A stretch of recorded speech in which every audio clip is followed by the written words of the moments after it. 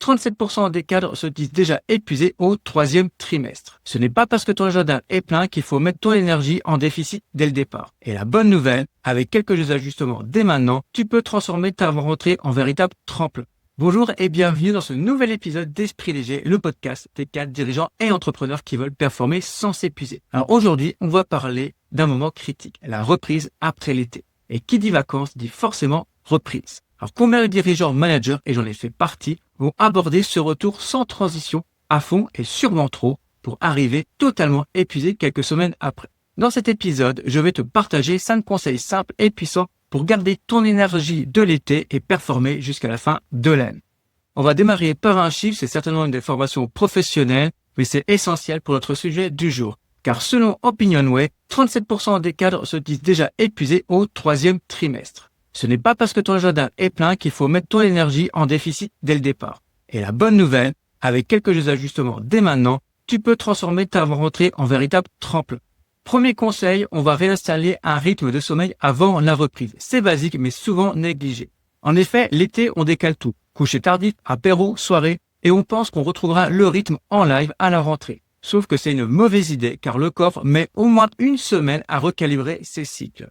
Mise en situation, on est début septembre, tu as déjà enchaîné 10 à 15 jours de reprise, tu dors moins, tes yeux picotent en réunion, tu relis 3 fois le même mail avant de l'envoyer, les décisions te semblent plus floues, ton irritabilité monte et tu te demandes pourquoi alors que tu dors tes 6 heures habituelles.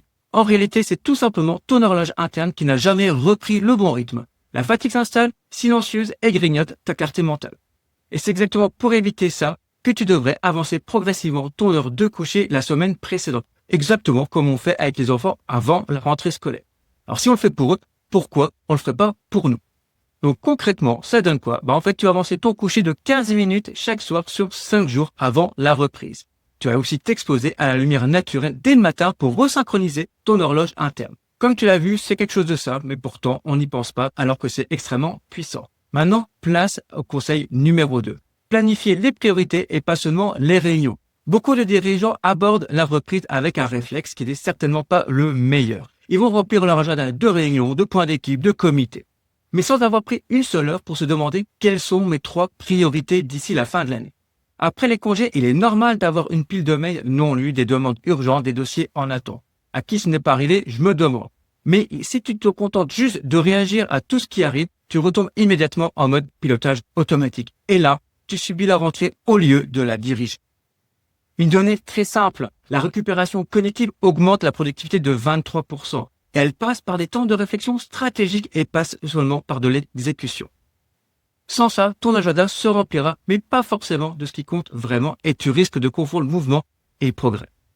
Donc concrètement, dès ton retour, bloque un créneau d'1h30 pour clarifier tes 3 priorités majeures du trimestre. Ensuite, tu vas réserver 2 créneaux, par exemple de 90 minutes à haute énergie par semaine pour travailler sur le business et non seulement dans le business. Place au conseil numéro 3, démarre en progressif.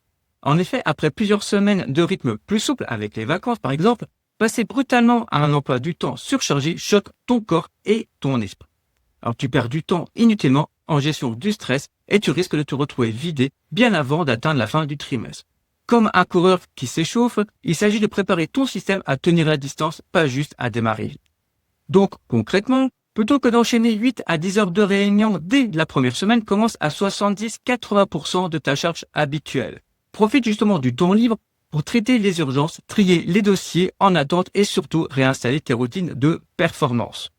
Ce démarrage progressif te permettra non seulement de gérer l'accumulation post-congé, mais aussi d'attaquer la deuxième moitié de septembre avec un vrai rythme de croisière.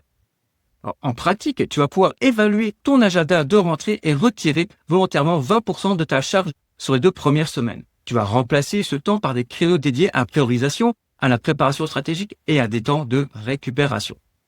Maintenant, voyons le conseil numéro 4 qui est de prendre en compte la baisse d'énergie saisonnière. En gros, on va un peu anticiper. L'automne et le changement d'heure entraînent une baisse d'énergie de 20 à 30%. Et ça, ce n'est pas moi qui le dis, c'est tout simplement l'Institut national du sommeil. Ce n'est pas une fatalité, tu peux la préparer et même l'atténuer. L'idée finalement, c'est de regarder à l'horizon comme un navigateur qui anticipe les zones de tempête. Tu sais que cette période arrive chaque année, alors profite de l'été et de la présence du soleil pour emmagasiner ses bienfaits, que ce soit la lumière naturelle, la vitamine D et aussi avoir un rythme régulier. Pense plutôt à moyen terme. Ne subis pas l'arrivée de l'automne, prépare-la. Adopte un mindset de guerrier, et pas pour te créer une routine militaire, mais pour te mettre dans un état d'esprit prêt à affronter tous les obstacles. Ainsi, tu avances sur ton itinéraire en ayant déjà prévu les étapes clés qui te permettront de rester constant en énergie et en clarté, et surtout de t'éviter d'exploser au mois de novembre. Finalement, prévoir cette baisse dès août permet de mettre en place des routines protectrices et de rester au top même quand les journées vont raccourcir. Alors, ce que tu vas pouvoir faire, c'est que dès septembre, tu vas pouvoir maximiser l'exposition à la lumière naturelle, garder par exemple 2 séances de sport par semaine, privilégier les sorties extérieures et commencer à identifier les habitudes qui t'aideront à traverser l'automne et l'hiver en pleine forme. Maintenant, nous allons aborder le conseil numéro 5. C'est installer des routines d'énergie dans ton agenda et ça fait finalement référence à ce que je viens de dire juste précédemment. En tout cas, ça te permettra de mettre en place beaucoup plus facilement. Parce que ce qu'il faut savoir, c'est que 80% des cadres reconnaissent ne pas anticiper leur gestion énergétique à leur entrée. Et c'est vraiment une erreur. Pourtant, c'est la clé pour rester performant sans se cramer jusqu'à la fin de l'année. Prendre soin de ta santé, de ton énergie et de ton bien-être n'est absolument pas un luxe et non négociable.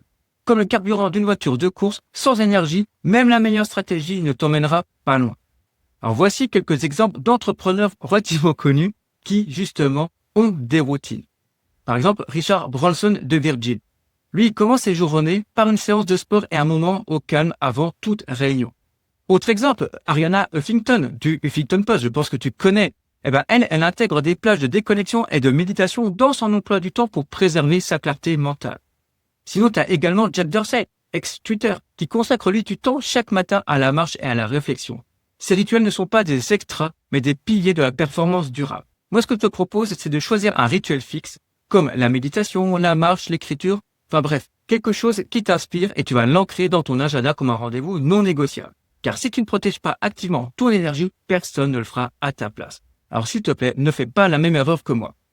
Alors en résumé, on a vu aujourd'hui que pour éviter de griller ton énergie dès la reprise, il faut réinstaller ton rythme de sommeil progressivement, planifier tes vraies priorités, démarrer en progressif, anticiper la baisse d'énergie saisonnière, installer des rituels d'énergie dans ton agenda. Ces ajustements sont simples et pourtant, ils créent un effet cumulatif puissant pour te permettre de garder le cap beaucoup plus facilement. Merci de m'avoir écouté et si cet épisode t'a apporté des astuces pour voir la rentrée autrement, abonne-toi pour ne pas louper les prochains épisodes.